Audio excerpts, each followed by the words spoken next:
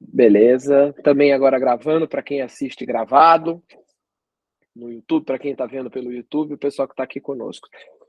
Hoje é o nosso último encontro, onde a gente mata a Santíssima Trindade de um jeito ou de outro, né?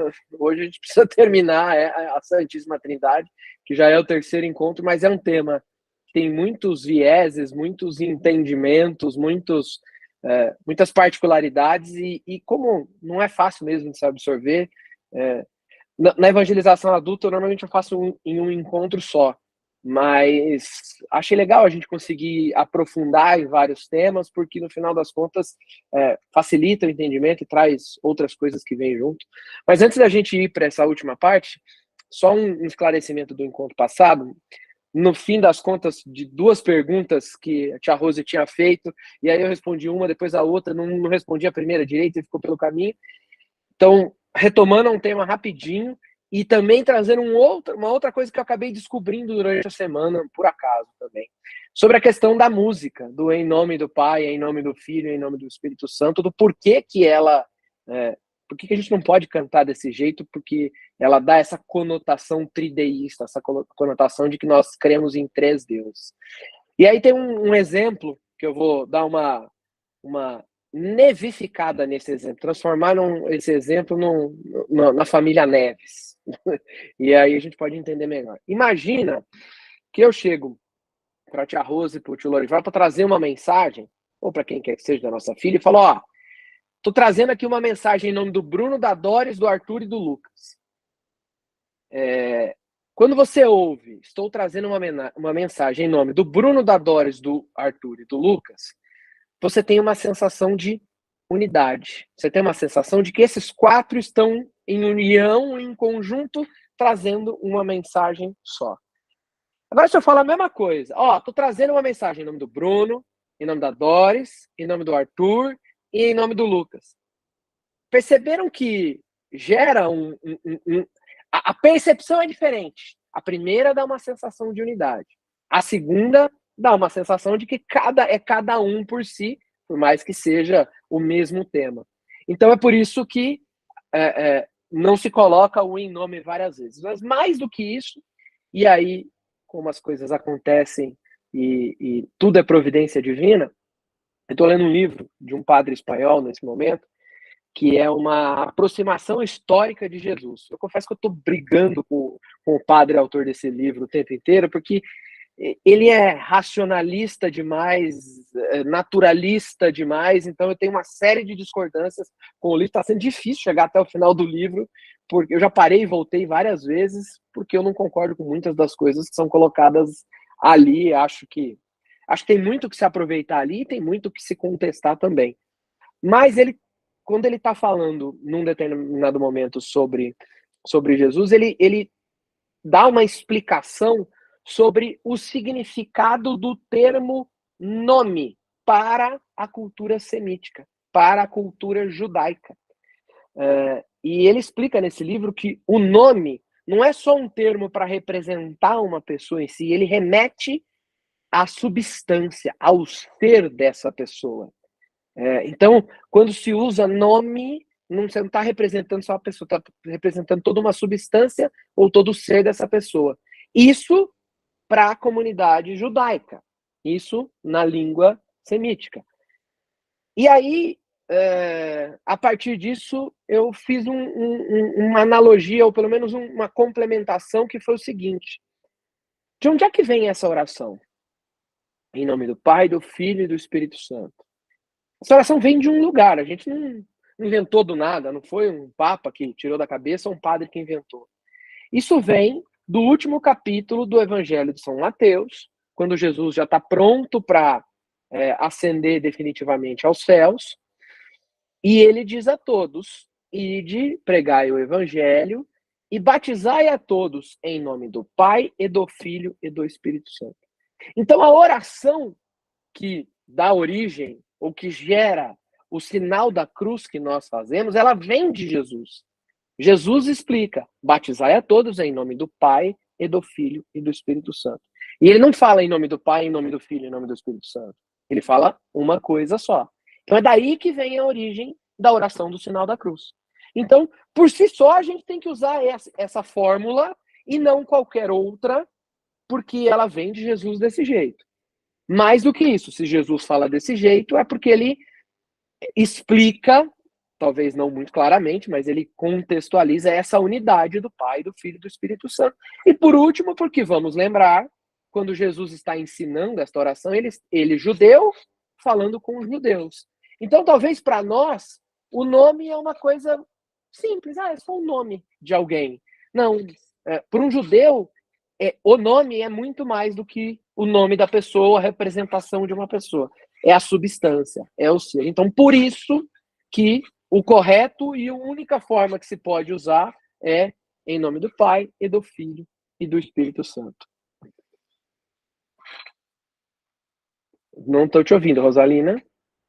Eu vi que você começou a falar, mas agora você sumiu até a imagem. Nem som, nem imagem. Você volta, a gente te espera, não tem problema. Alô? Qualquer coisa você sai e entra de novo, não tem problema.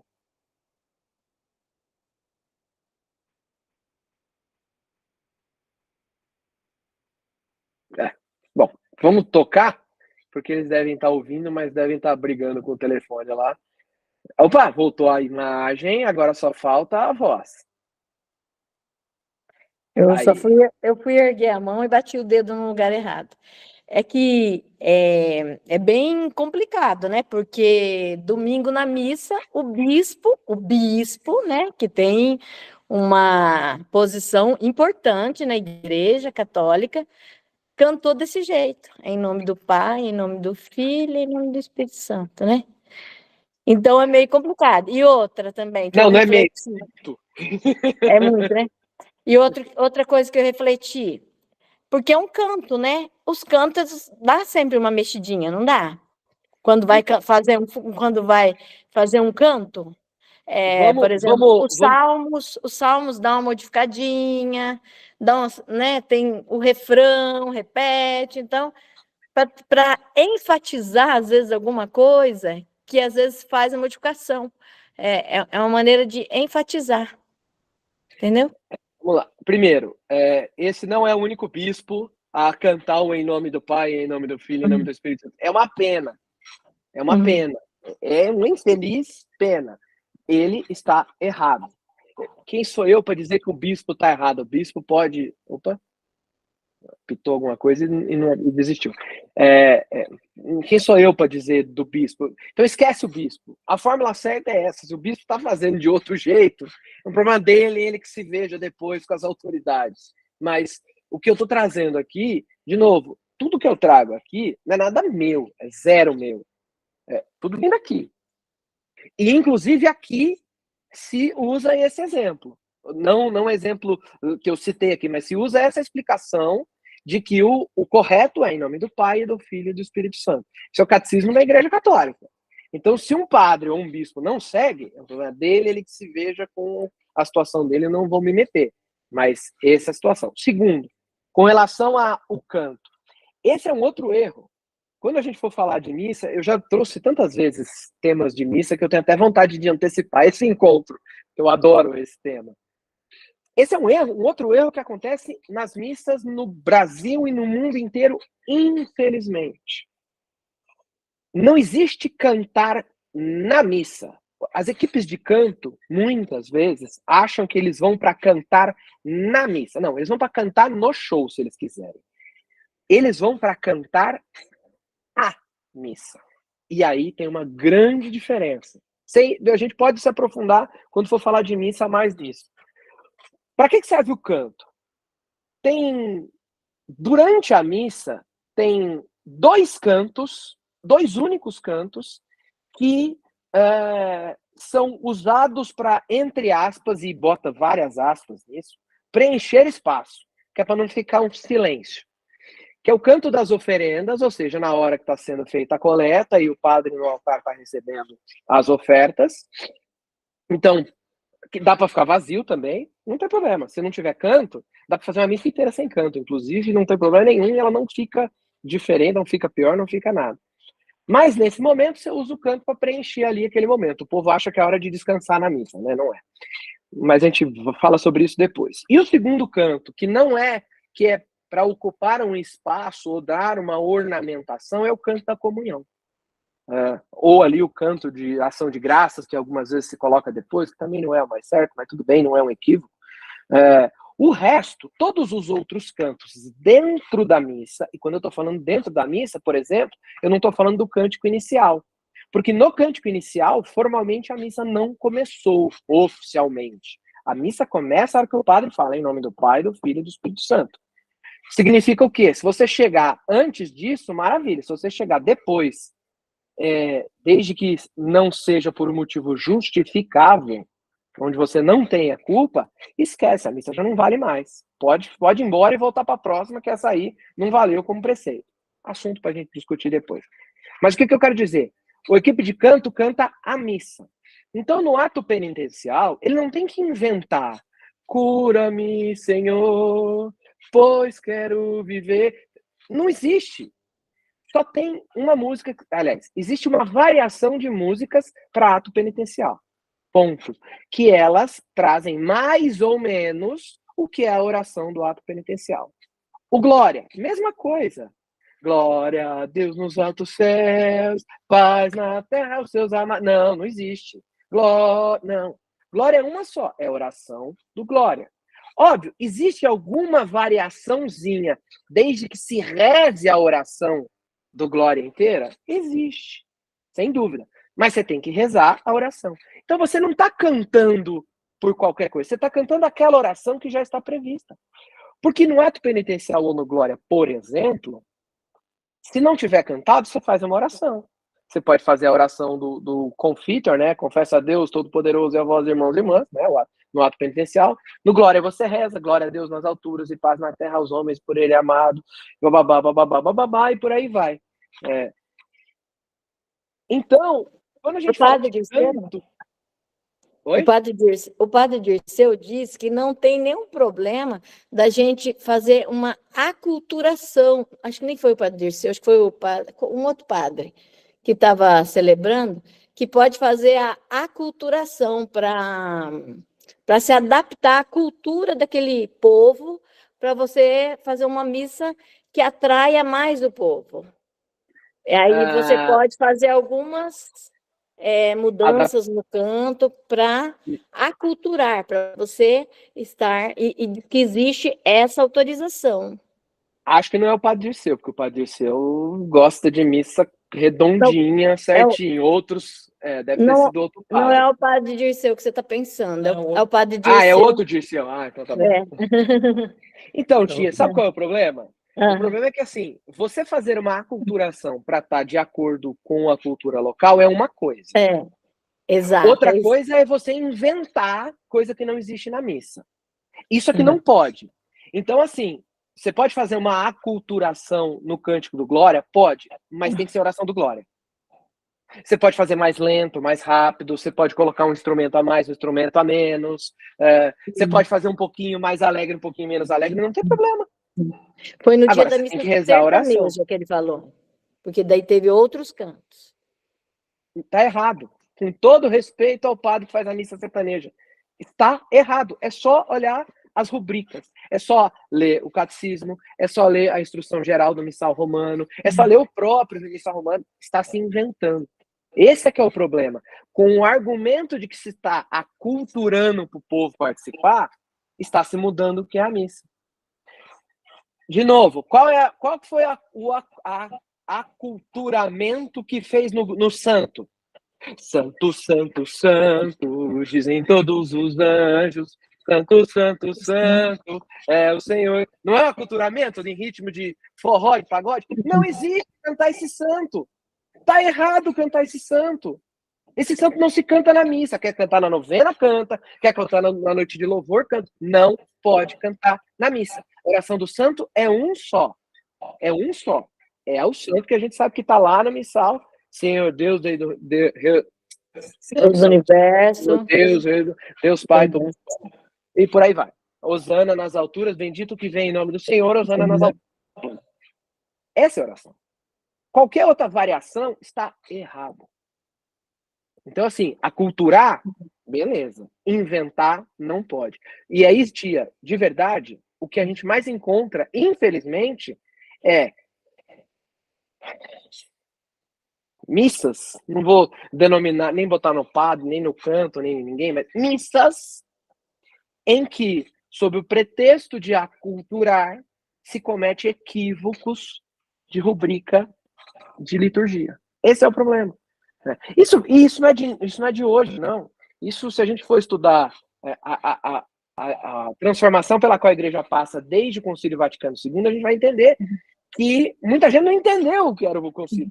Isso aí é uma coisa do Concílio Vaticano II, que mudou a liturgia, que antes era boa parte em latim, com padre de costa, etc. e tal, e aí fez um aculturamento, né? Então botou o padre de frente, tirou as orações em latim, colocou respostas para o povo participar. Beleza, tudo bem. Isso foi atualizado no catecismo, então? Isso sim, foi atualizado no catecismo? Sim. E por que não pode ter atualizações mais? Para ficar mais atrativa e ficar dentro da lei, então, porque parece que está fora da lei. É esse o ponto. Eu acho que assim, a igreja não é um ser imutável. A igreja em 2000 anos mudou demais. Né? Só que as mudanças não podem ser feitas aleatoriamente. São mudanças que têm que ser... Ela demora mesmo para mudar. Isso. Mas eu acho, paciência para mudar. É isso. Mas eu acho que enquanto não mudou, enquanto o Papa não determinou que tem que mudar, enquanto isso não está aprovado pela Santa Sé, não pode fazer. Se um dia decidir que pode mudar, ou que aumente a quantidade de orações no santo, no glória, no ato penitencial, tudo bem. Mas quem somos nós para determinar isso? Quem é o padre X ou o padre Z para fazer isso? E também quem é o bispo Y, porque o bispo ele tem uma liberdade maior, o bispo pode alterar algumas coisas, ele tem autoridade para isso que um padre não tem, algumas coisas, mas nada que seja contra as determinações que vêm do Vaticano, que são coisas aprovadas em concílio, etc. e tal. Então, assim, mesmo mudar um canto na liturgia, o bispo não pode. Agora, o que acontece? Acontece demais. Gente, a hora que a gente chegar no negócio de missa, vocês vão ver o quanto de coisa que acontece que não deveria acontecer. Hoje eu vou falar para vocês, a gente se estendeu demais sobre missa, eu já estou ficando com medo do tempo, mas só para acabar. Hoje eu vou numa missa, convido a todos quando estiverem aqui em São Paulo aí, a missa tradicionalérrima, no Arautos do Evangelho. Metade das orações... metade não, algumas orações, dependendo se é solenidade, festa, varia. Mas orações em latim, canto gregoriano, incenso, toda a rubrica, toda a gestual, corretíssimo. Corretíssimo. Quem entende oração em latim? Oi? Quem vai entender a oração em latim? Como que vai como que vai mergulhar numa oração e sentir a oração sem saber o que está falando? Estou ouvindo. A oração em latim é a oração que a gente sabe. Por exemplo, o glória rezado em latim, você sabe o que é. Eu deveria saber o que é o glória, né? Porque se você for na missa e tirar a música e mandar o povo rezar o glória, ninguém sabe rezar. Mas vamos partir da premissa que o povo saiba rezar, tá? É o glória em latim. Mas coitado do povo, o povo do sítio, como que vai saber latim? Mas a missa do povo do sítio não precisa ter latim. Não é à toa que o Concílio Vaticano II tirou o latim. Eu não estou dizendo que tem que ser em latim. Eu estou dizendo que eu vou a uma missa extremamente tradicional e que reza em latim. Ah, entendi. Reza o glória em latim, reza no final da missa, depois que acaba a missa, o salve rainha em latim. Reza o cordeiro em latim, que é curtíssimo, é facinho. Eu não estou dizendo para ir lá na chácara, como é que é o nome da paróquia lá da chácara, da capela da chácara? São Sebastião. São Sebastião. Óbvio que não. Não vai chegar lá e fazer canto gregoriano e cantar em latim. Pelo amor de Deus, o povo não vai entender. Evidente que não. Acho que nem pode. Mas uma coisa não vamos colocar essas questões complicadas numa comunidade que é mais humilde. Justíssimo, nem deve. Acho que até fora da casinha. Quem vai à missa no Arautos, por exemplo, sabe que a missa é assim. Então ele já procura alguma coisa desse jeito. Mas eu convido vocês aí e depois vocês me falam. Mas eu também não sei latim, não, meu filho. Eu também não sei latim, não. A gente vai falar sobre o latim Eu depois. estudei latim, mas não aprendi nada. Vai aprender. Deixa ele prosseguir lá. Mas só para completar, não significa, não precisa rezar em latim lá na São Sebastião. Mas não pode na São Sebastião cantar o santo, santo, santo, dizem todos os... Não pode, desculpa. Então, assim, a missa é uma no mundo inteiro. Então tem que ser... Porque se você for... Eu fui assistir missa em alemão, fui assistir missa em italiano, fui assistir missa em inglês, é a mesma missa, exatamente. Uma outra palavra que muda pelo idioma, mas é exatamente a mesma missa. E é assim no mundo inteiro. Católica Universal. Igreja Católica Universal. Todo domingo é a mesma missa no mundo inteiro. Exato. Deveria. Mas é mesmo. O evangelho é o mesmo, as leituras são as mesmas. Nem sempre o glória é o mesmo, nem sempre o ato penitencial é o mesmo, nem sempre o santo é o mesmo. Eu conheço padre que tem que estar combinando com a liturgia. É óbvio. Por isso que existe aquele livro grandão que o padre tem em cima do altar, que chama Missal Romano.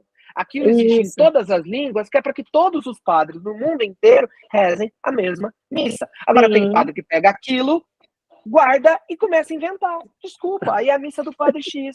Não é a missa da Igreja Católica. Com todo respeito. É um absurdo isso. Né? É óbvio. Você quer ver se a missa do padre é certa ou errada, vê se o missal está em cima do altar. Se não tiver, a chance dele errar. Tem padre que eu conheço que faz a oração eucarística 2 inteirinha, decor, não erra uma palavra. Ok. Mas tem padre que eu conheço também, e é por isso que eu me afastei de algumas coisas aí, que as palavras da consagração, ou seja, aquilo que transforma a missa em missa, ele inventa toda a missa. E aí? Faz como?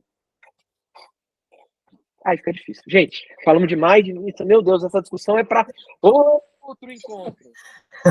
É que sou apaixonado por isso. Às vezes é mesma coisa de trocar lindo por bonito. Dá na mesma.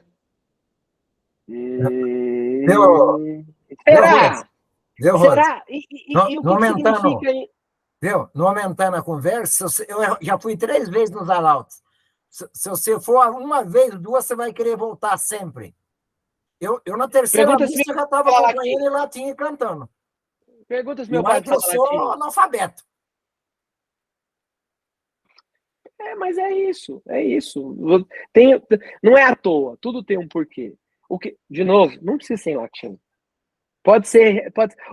Já que nós falamos de Dirceu, o padre Dirceu, na São José Operário, lá no Leonor, que é uma comunidade humilde, faz uma missa sem nada em latim, até deveria ter ali uma coisinha em latim, porque existe uma prescrição que pede que exista pelo menos uma oração em latim na missa.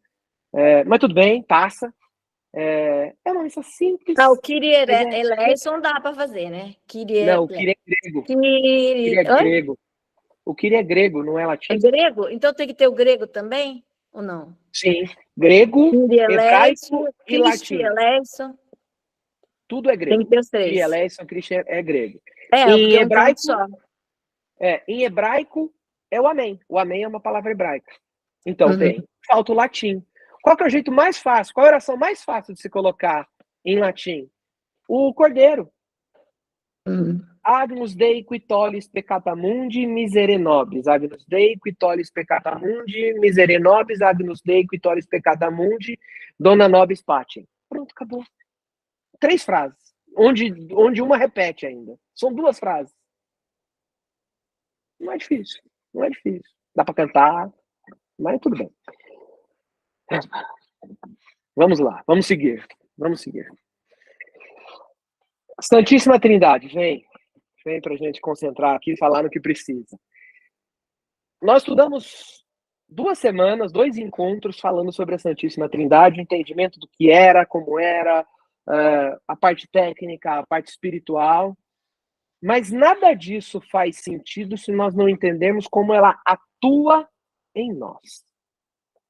Por que Deus decidiu se fazer três em um só? Ser uma unidade trina? Óbvio, longe aqui da gente de tentar explicar o que passa na cabeça de Deus, evidentemente, mas quando nós pegamos os relatos, as meditações feitas pelos vários santos, pela própria igreja, o próprio dogma do concílio e aquele texto que nós lemos no encontro anterior, a gente tem condição de encontrar alguma lógica nessa situação. O conceito de o ser de Deus, a gente já tinha falado, quando nós falamos lá no começo sobre Deus, de que o ser é o ser que sustenta tudo. Até fizemos aquela brincadeira, e se Deus dormisse? Se Deus dormisse, tudo acabaria. Tudo é o existir de Deus, é o ser de Deus que sustenta tudo. Isso quer dizer o quê? Que Deus está em todos. No mais carola até o mais pagão. No padre que faz certinho e no padre que faz tudo errado. No satanista que seja, Deus está ali. Deus está em todos os humanos que existem. Assim como ele está nos animais, nas árvores, nas pedras, na água, todos os seres que habitam, sejam eles vivos, animados ou inanimados, eles possuem o ser de Deus, porque eles só existem porque possuem o ser de Deus. Aí, perguntinha para vocês. Significa que Deus, então, está em Satanás? Só vi os olhos arregalarem. Sim. Resposta correta, Gabi. Porque Satanás só existe porque Deus está nele. Ele é um anjo. A gente vai falar sobre anjos ainda. Ele é um anjo que se revoltou, não quis seguir determinadas situações, foi embora. Mas então, naquilo que é o maior mal do mundo, no ser que é o maior mal do mundo, Deus também está lá. Porque se Deus não estivesse lá, ele não existiria. Deus está em tudo porque tudo, a criação, é um ato contínuo. Ela não acabou no Gênesis, na Bíblia, ou no Big Bang. Não, a criação de Deus, ela segue existindo, ela segue acontecendo a cada segundo. Deus continua criando, o ato de criar continua sendo desenvolvido. E aí é uma questão que a gente entende que existe, então, que Deus está em todos nós. O problema dessa situação toda é que existe mais de uma forma de Deus habitar em nós. Existe uma outra forma em que Deus habita em nós, que é muito mais profunda, que é muito mais profícua, que dá muito mais resultado. Vamos ler aqui, eu vou até ler menos, eu queria ler muito mais, mas nós falamos bastante de mim. E tia, a culpa é minha, não é sua não, pelo amor de Deus, tá? Eu é que empolgo com isso, tá? Mas vamos lá em João, no Evangelho de São João, no capítulo 14. Finalzinho do capítulo 14. Finalzinho? Exatamente. Nós vamos ler aqui a partir do versículo 19. Nesse momento, Jesus está com os discípulos um pouco depois da traição de Judas, e ele começa a anunciar, a fazer a despedida, anunciar, a coisa vai mudar aqui, eu vou embora. No versículo 19 fala assim: ainda um pouco e o mundo não mais me verá, mas vós me vereis, porque eu vivo e vós vivereis. Nesse dia compreendereis que estou em meu Pai, e vós em mim, e eu em vós. Quem tem meus mandamentos e os observa é quem me ama. E quem me ama será amado por meu Pai. Eu o amarei e me manifestarei a ele. Judas, não Iscariotes, até porque os Iscariotes já tinha fofado, lhe diz: Senhor, por que te manifestarás a nós e não ao mundo? Respondeu-lhe Jesus: se alguém me ama, guardará minha palavra. E o meu Pai o amará, e a ele viremos, e nele estabeleceremos morada.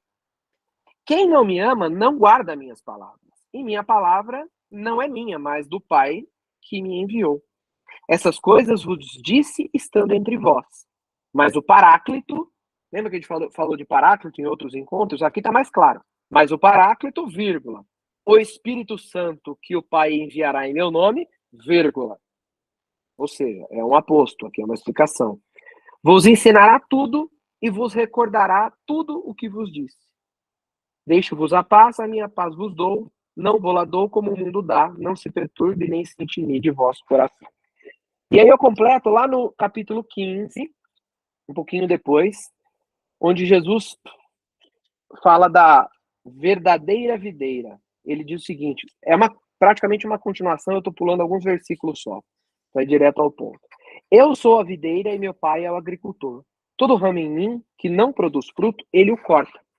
E todo o que produz fruto, ele o poda, para que produza mais fruto ainda. Vós estáis puros, para que produza mais fruto ainda. Vós já estáis puros, por causa da palavra que vos fiz ouvir. Permanecei em mim como eu em vós. Como o ramo não pode dar fruto por si mesmo, se não permanece na videira, assim também vós, se não permanecerdes em mim, não dará fruto. Eu sou a videira e vós os ramos. Aquele que permanece em mim e eu nele produz muito fruto. Porque sem mim nada podeis fazer. Olha a frase aqui que derruba o pelagianismo. Se alguém não permanece em mim, é lançado fora como ramo e seca. Tais ramos são recolhidos, lançados ao fogo e se queimam. Se permanecerdes em mim e minhas palavras permanecerem em vós, pedi o que quiserdes e vos terei, e vós os tereis. Meu Pai é glorificado quando produz muito fruto, e vos tornais meus discípulos. Assim como o Pai me amou, também eu vos amei. Permanecei em meu amor. Se observais meus mandamentos, permanecereis no meu amor. Como eu guardarei os mandamentos de meu Pai, guardei os mandamentos de meu Pai e permaneço no seu amor.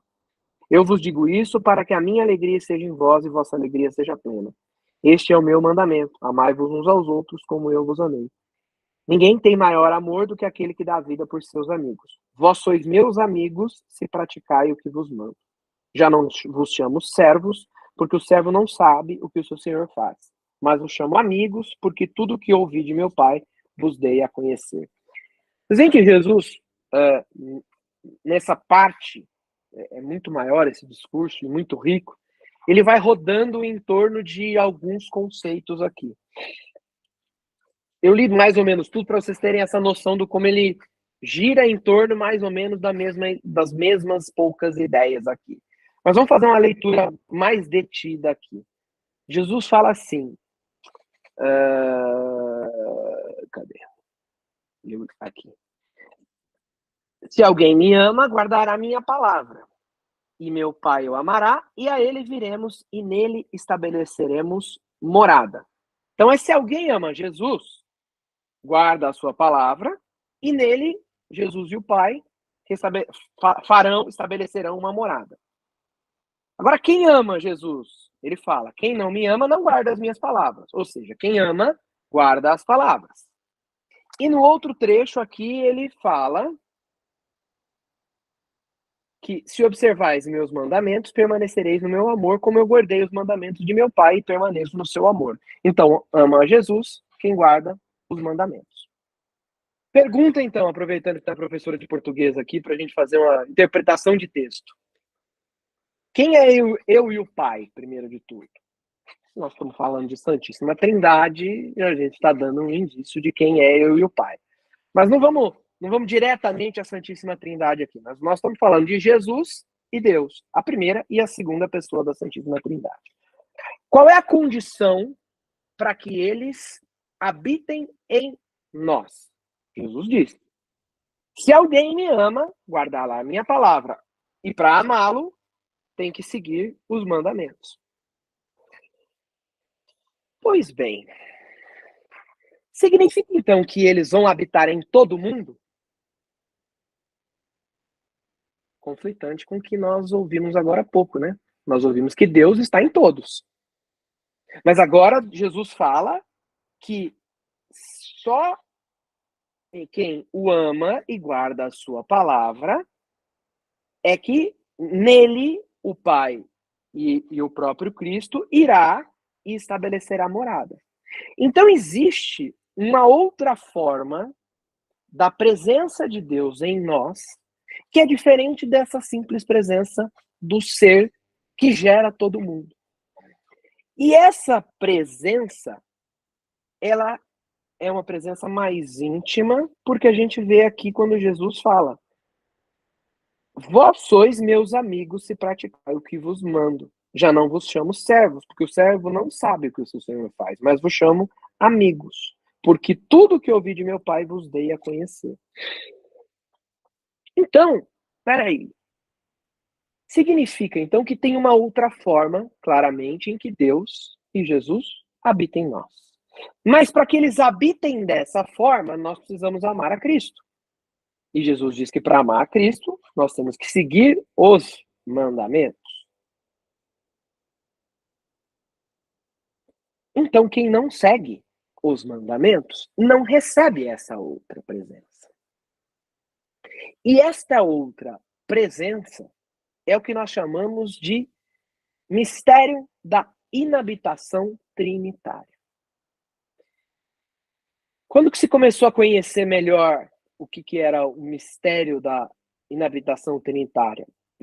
Muitos santos, se nós pegarmos ao longo da história da igreja, a gente vai ver livros, textos, explicações de vários e vários e vários santos que vão trazendo esse mistério, vai explicando o que o Evangelho aqui já explica, mas de outras formas para a gente entender melhor.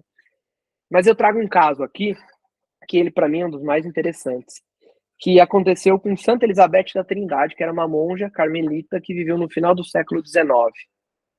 Ela ainda era muito jovem, ela nem estava no Carmelo ainda, quando depois se descobre pelos escritos dela, que ela confidenciou para umas amigas dela: eu me sinto habitada, eu me sinto como se alguém habitasse dentro de mim.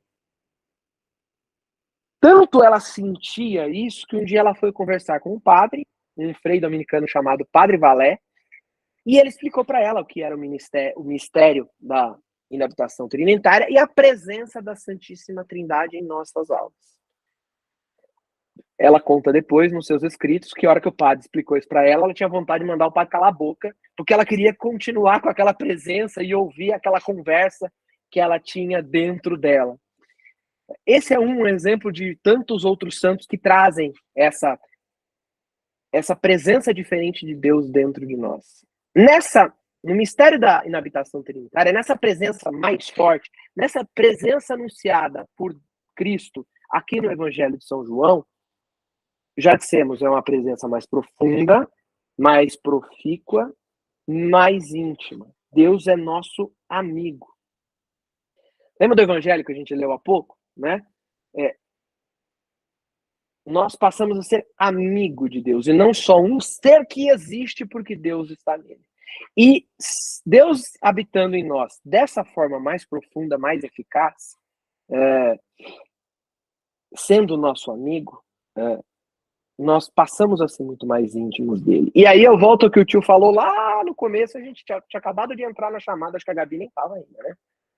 Quantas vezes nós ouvimos histórias de pessoas que a gente acha muito iluminada, ou que possuem uma força interior que a gente não sabe de onde tira, que não se abala mesmo diante dos piores momentos? Quantos exemplos desse a gente vê? Ou mesmo, quantas vezes a gente viu próximo da gente, ou até mesmo na gente, força que a gente tira de algum lugar, de alguma forma, a gente nem tinha ideia como. Ou ainda, se formos pegar na história dos santos, tem histórias de santos que, eu confesso, se você lê do ponto de vista pragmático, você não acredita.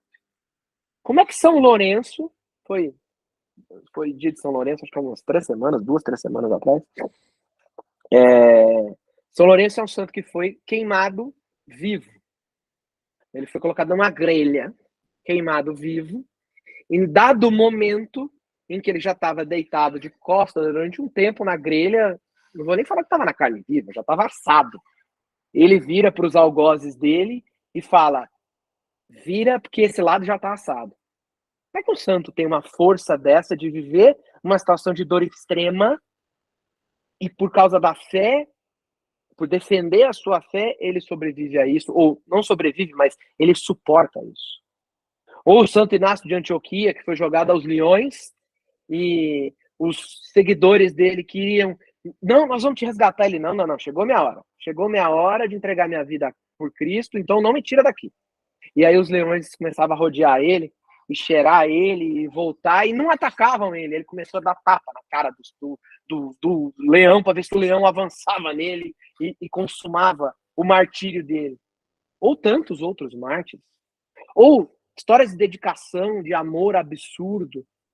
Santos que tiveram a família toda devastada, assassinada, e ele perdoa ainda em vida o assassino. Santa Maria Goretti, que foi estuprada, morta, e perdoou no leito de morte, perdoou o assassino dela. De onde é que vem? A gente pensa e fala assim, caramba, isso aqui é sobrenatural. Isso aqui não é natural. Não tem condição de fazer isso. Como é que alguém tem condição de fazer isso? De onde é que vem essa força? E aí eu digo, sim, é de fato sobrenatural. E ela vem dessa relação íntima com Deus. E é sobrenatural mesmo.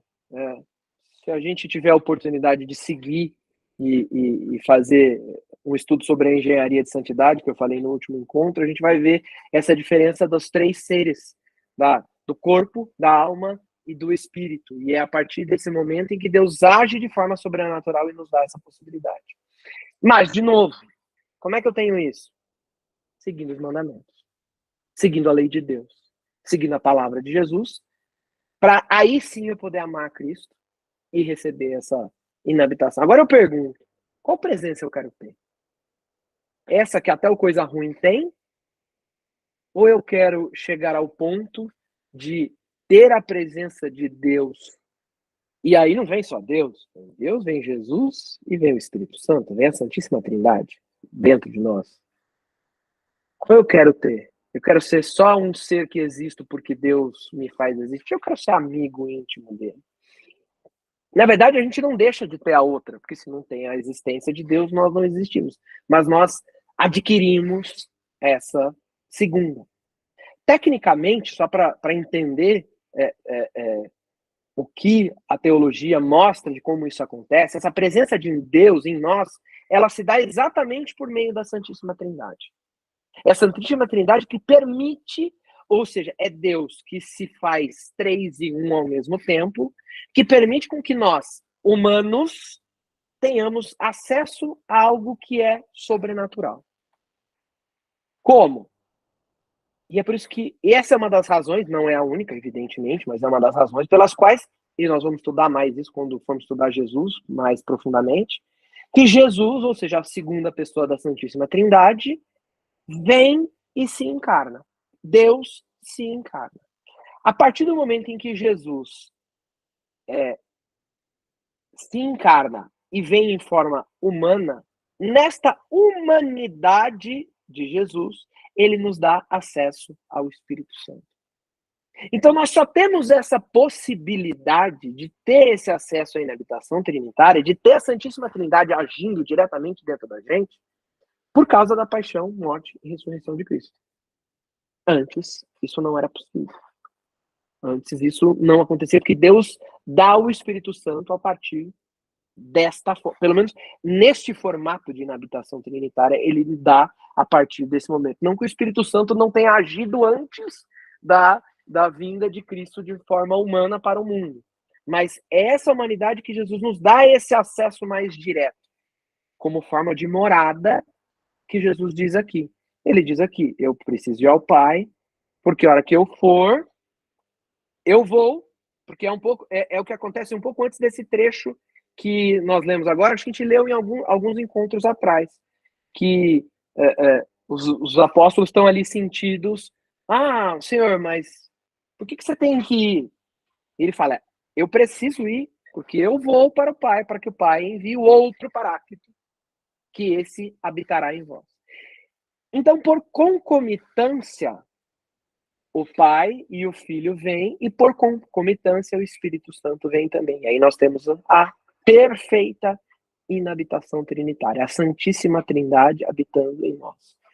E assim, vamos entender, quando a gente fala Santíssima Trindade, é Deus. Você deixou assim bem claro uma coisa que eu não conseguia refletir antes. Porque nós somos criatura de Deus a partir do momento que ele vive em nós, como você disse, vive até no coisa ruim, né?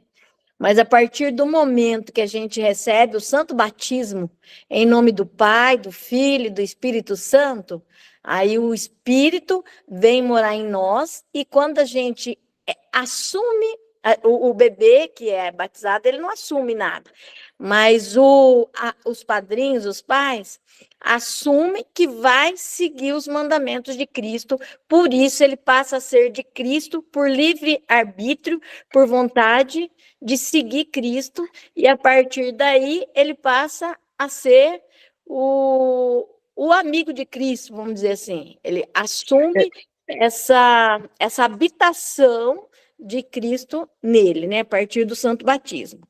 E, inclusive, esse batismo em nome do Pai, do Filho e do Espírito Santo, ele acontece também nas igrejas evangélicas. E não se pode batizar de novo só porque a pessoa foi batizada na igreja evangélica. Se essa igreja batiza em nome do Pai, do Filho e do Espírito Santo, ela é aceita na igreja católica também. Sim, sim. Nem todas, tá? Nem não, todas batizam nessa fórmula. Tem algumas que sim, outras que não. É o que eu estou dizendo. Se a pessoa, porque quando ela vem para... eu quero me tornar católica. Então eu quero me batizar. Não, você já é batizado? Você foi batizado lá na sua igreja? Como que foi o seu batismo? Foi em nome do Pai, do Filho e do Espírito Santo? Foi. Então você está batizado. O batismo é um só. Tem escrito na Bíblia, né? Eu não sei exatamente onde que é, porque eu não guardo essas coisas, mas o batismo é um só, desde que ele seja em nome do Pai, né? Do Filho e do Espírito Santo. É uma das cartas de São então, Paulo. Ficou bem claro assim, também não sou bom nisso. Eu também não sou bom nisso. O Jairo que precisa participar aqui, porque você falar para ele, ele vai lembrar na hora todos. Mas é exatamente isso. É uma das cartas de São Paulo, se não me falha a memória, que ele fala. E é por causa dessa oração que no credo niceno-constantinopolitano a gente diz, creio num só batismo. Exatamente por causa disso que São Paulo diz. Tia, tá perfeito. É exatamente isso. Tua conclusão a partir dessa nossa conversa foi perfeita. O batismo faz... Porque uma vez eu até discuti com uma colega de igreja, porque eu sou chata, né? Eu quero entender, não é porque eu quero discutir à toa. Tá certo. Aí um dia, e ela falava para mim que quem não é batizado é só criatura de Deus. Eu falava, não, pelo amor de Deus, todo mundo é filho de Deus. Ela falava, não, é criatura ainda. Ele vai assumir ainda o compromisso de ser de Deus, quando ele for batizado. Ela estava certa. Ela estava certa. Eu sinto dizer, mas ela estava certa.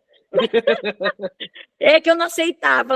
Puxa vida, a pessoa nasce, ele tem que ser filho de Deus. Nasceu, já é filho de Deus. Foi concebido, já é filho de Deus. Mas daí você, caminhando por esse viés, você começa a entender, não é que ele não é de Deus, ele é de Deus, só que ele ainda não assumiu o compromisso, ele ainda não aceitou ser filho de Deus, nós temos livre-arbítrio, né, para aceitar ou não.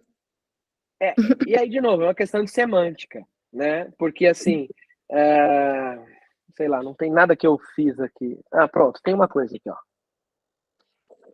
Isso aqui o Luca fez o Dia dos Pais. Dá para ver a minha barba aqui, né? Inclusive. Isso aqui ele fez. Às vezes a gente fala que algo que nós fizemos é o nosso filho, né? Eu fiz. É o meu filho. Mas isso é uma metáfora. Não é filho. É uma criatura dele. Ele criou isso aqui, então é uma criatura, mas não é filho dele.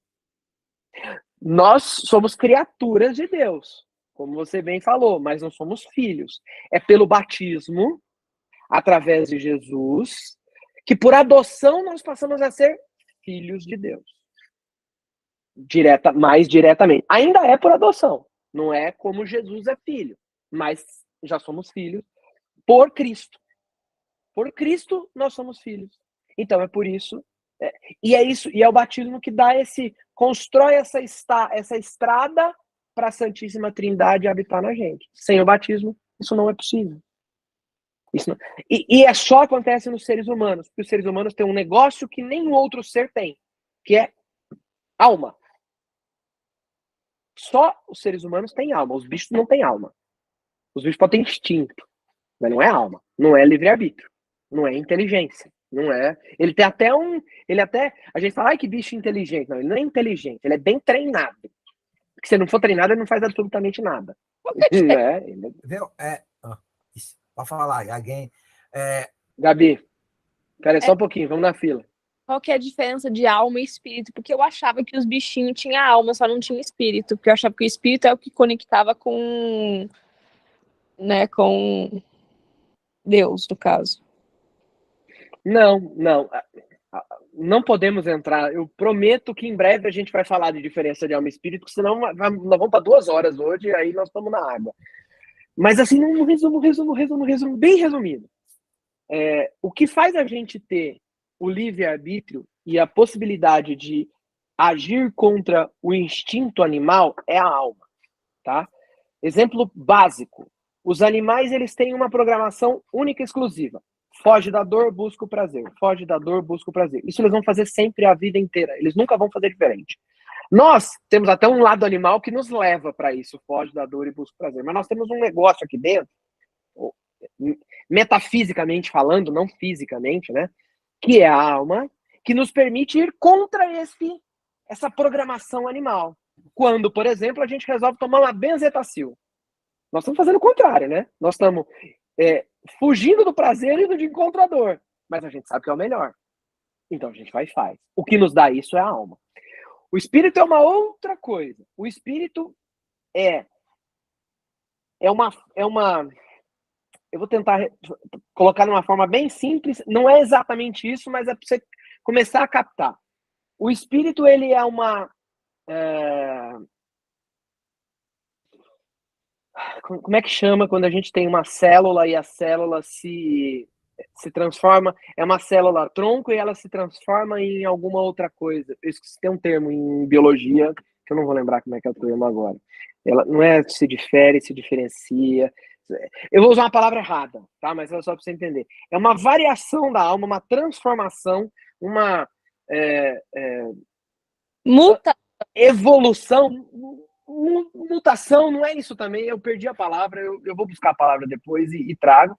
Mas é um estado da alma em que ela recebe Deus. O que recebe Deus é o espírito. E o espírito age na alma para que nós possamos seguir a Deus. E o que seguir a Deus muitas vezes é fugir do prazer e buscar a dor. Ou, principalmente, fugir do prazer, né? Então, o espírito ainda é um outro ser. Não está bem explicado, eu peço desculpas, que não é fácil explicar em uma frase só, mas eu vou trazer uma explicação melhor com pouco tempo. Mas são coisas diferentes. É uma derivação, não é essa palavra, mas melhorou. É uma derivação da alma que capta Deus, mais ou menos. É como se a alma fosse a placa de Wi-Fi e o espírito fosse o sinal de Wi-Fi que nos conecta a Deus. Uhum. Bem porca a minha comparação, mas... Ficou boa, não. Os animais não têm nem alma. Os animais não têm alma. Os animais só têm o corpo, o instinto, a programação, etc. E tal. A gente precisa de alma para poder ir a Deus. Seu Jair. Há muitos tempos atrás, eu até era cliente, depois agora ele é um grande empresário tem uma empresa muito grande em Cambira. Ele é um cara bem estudado e um dia ele falou para mim, ele falou que o único ser vivo da Terra, que quando acaba de morrer, perde de 15 a 16 gramas é o ser humano. Ele falou assim, a alma que sai do corpo. Você pergunte-se um dia para um padre que é bem estudado, que não é qualquer padre que vai te responder e ele não vai querer falar. Ele só vai falar se está certo ou está errado. Eu não sei dizer se ele está certo ou está errado. Porque, de novo, a alma é algo metafísico. Então, ele não tem matéria propriamente dita. Mas ele talvez seja um negócio tão forte no nosso corpo, quando ele nos habita, que talvez... Só o Quevedo. Esse é outro. que só fala asneira, mas enfim. Ô, Fica pro louco, outro já dia. morreu. Então só falava, ainda bem. Ou às Espero vezes que Deus tenha dado. mesmo que vai emitindo, que vai saindo do corpo. Assim. Também. Pode ser. Que diz que acontece também, né?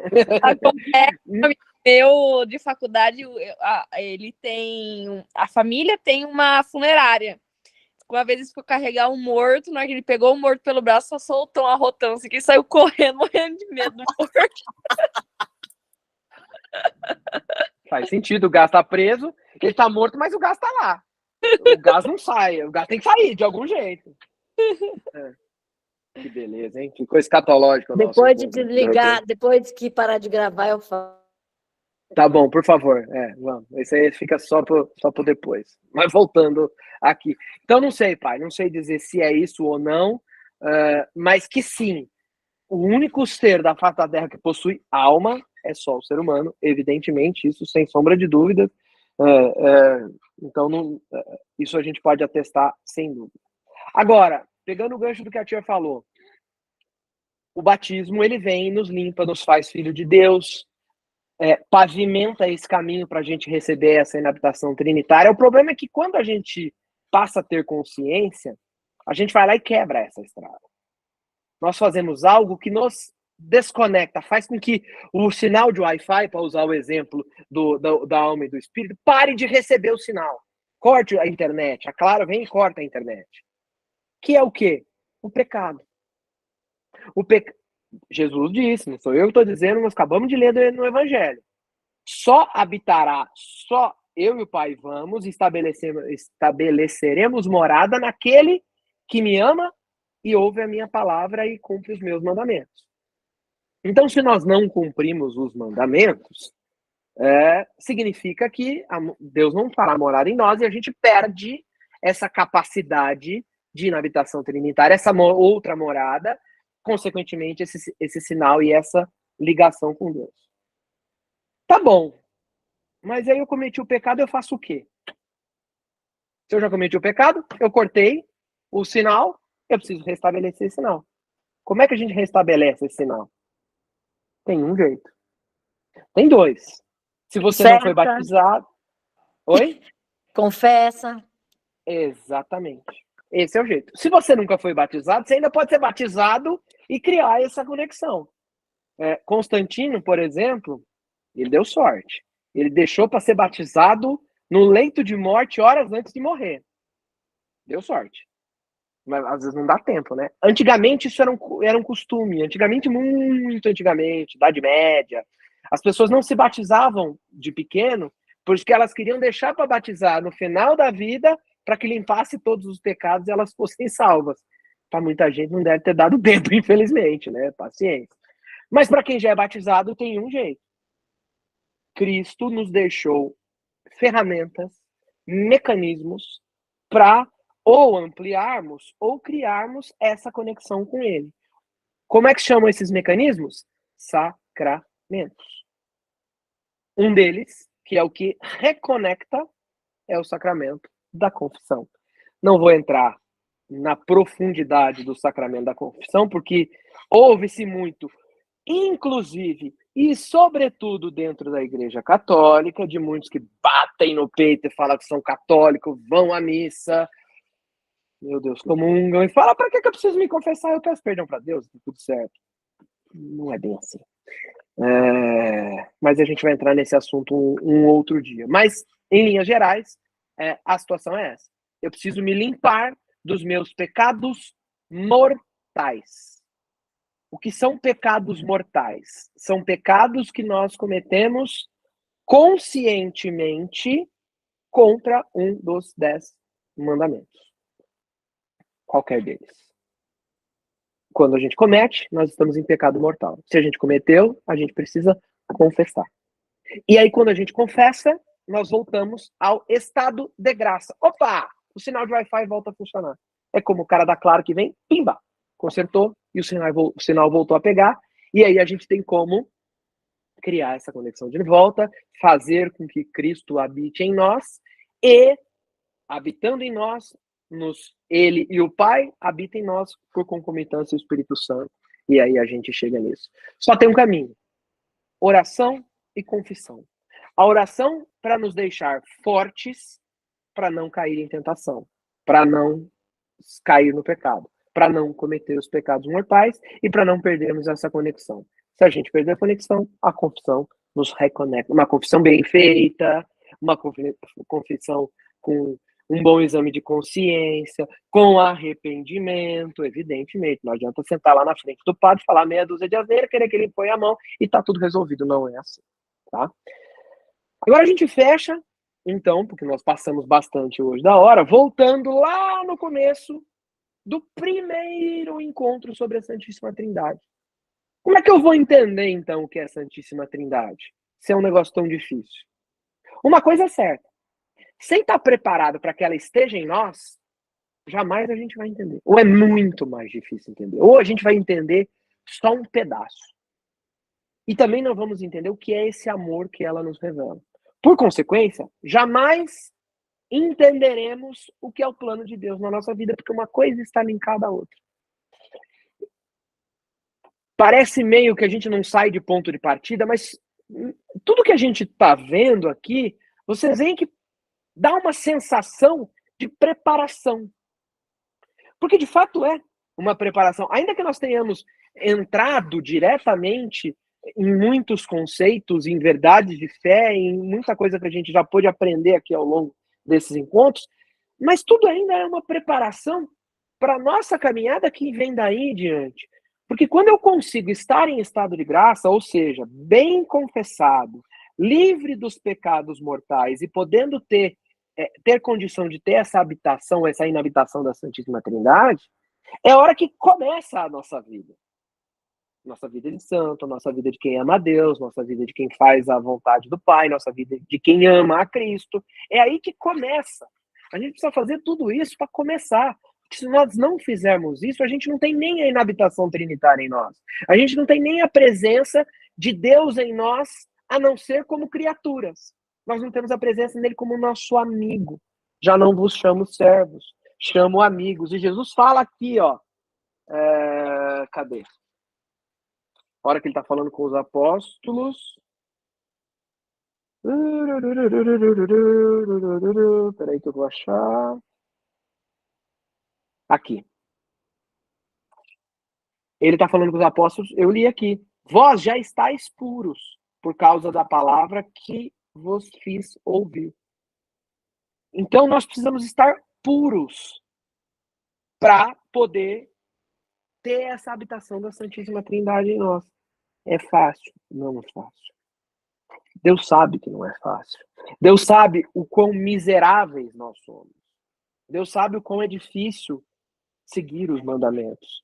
Deus sabe o quanto as fraquezas que habitam em nós muitas vezes tomam conta.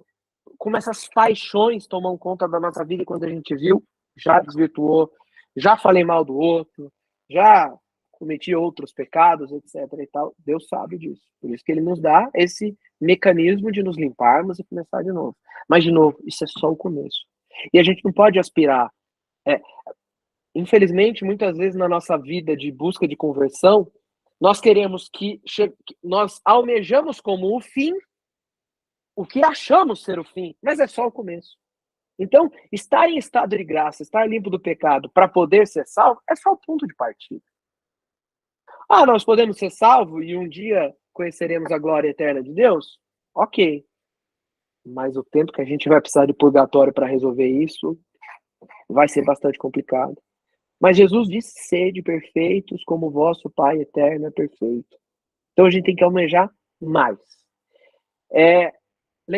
Evangelho desse final de semana, se não foi desse final de semana, foi alguns dias da semana, agora recente, que o rapaz, acho que é Filipe, chega para Jesus e fala, Jesus, como é que eu faço para ter o reino dos céus?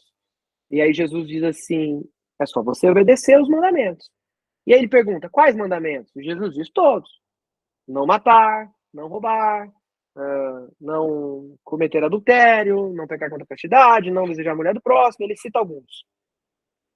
E aí esse rapaz fala, Senhor, mas isso eu já faço. Como é que eu faço para ser perfeito? Eu acho que foi segunda-feira. Exatamente, Evangelho de segunda-feira. Como é que eu faço para ser perfeito? E aí Jesus diz, bom, para ser perfeito, vende tudo que você tem e me siga. Repare que Jesus falou que ele já está salvo. Ele já conseguiu o reino dos céus cumprindo os mandamentos. Ele já tem a condição de ter a habitação trinitária nele. Mas para chegar à perfeição, que é a santidade, que é onde nós chegaremos um dia, a gente precisa trilhar um caminho maior. E acho que é muito melhor a gente começar a trilhar esse caminho aqui, para quando a gente passar para outra vida, nós já estejamos no caminho e não tenhamos que passar por uma purificação muito profunda. Para encerrar, vou mostrar só uma foto para vocês aqui, porque agora a gente também projeta a imagem. Nós estamos ficando cada vez mais chique aqui. Essa foto aqui, que vai aparecer na tela de vocês, essa é Santa Cecília. Santa Cecília foi uma santa cujo corpo ficou incorrupto por séculos. Santa Cecília, quando morreu, não vou contar a história dela, porque a gente já passou, eu ia contar a história dela inteira, mas já passou da hora, então vou resumir. Quando ela morreu, ela foi uma santa que buscou sempre a pureza. Ela escolheu pela pureza, escolheu pela virgindade, escolheu por ser totalmente de Cristo. Mesmo que tentassem fazer algo contra ela.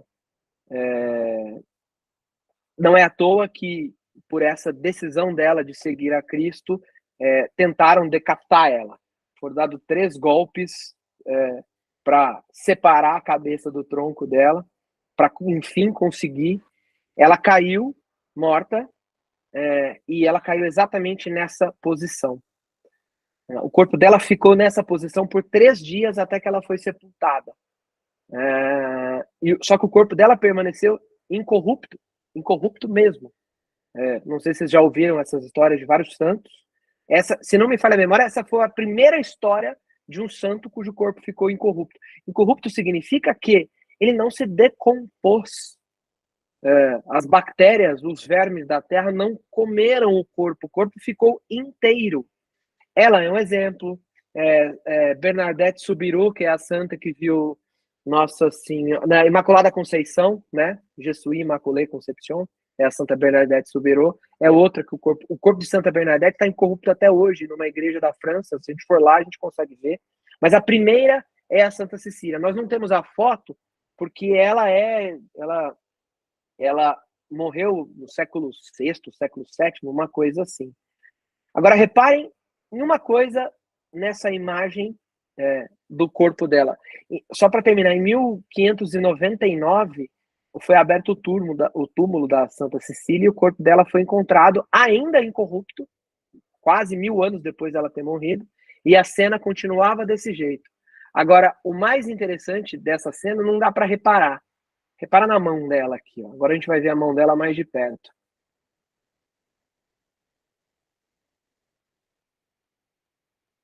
Um, 2, 3, 1. O Deus que é um e que é 3 ao mesmo tempo. Depois vocês procurem a história da Santa Cecília que vocês vão ver mais informações. As mãos dela permaneceram por 1000 anos desse jeito. Acho que depois de tudo que nós falamos aqui, 3 encontros sobre Santíssima Trindade, não tem nada mais tocante, mais profundo, mais forte do que essa imagem. Vocês conseguiram ver? Vocês conseguiram ver direitinho? Nada explica melhor a Santíssima Trindade do que essa imagem. Óbvio, a gente precisa do conceito antes para esmiuçar o que é, aprofundar, mas para mim essa imagem é fortíssima. E ela mostra que Deus é 3 e 1 ao mesmo tempo. Dúvidas, perguntas, sugestões, discussões?